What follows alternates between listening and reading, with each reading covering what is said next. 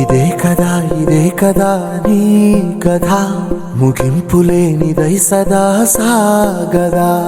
ఇదే కదా నీ కథ, ముగింపులేనిదై సదా సాగదా. నీ కంటి రెప్పలంచున మనస్సు నిండి పొంగిన ఓ నీటి బిందువే కదా నువ్వెతుకుతున్న సంపద. ఒక్కొక్క జ్ఞాపకానికి 100 ఏళ్ల ఆయువుందిగా, ఇంకెన్ని ముందు వేచనో అవన్నీ వెతుకుతూ పదా.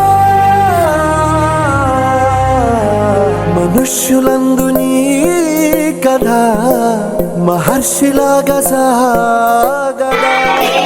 మనుష్యులందు నీ కథ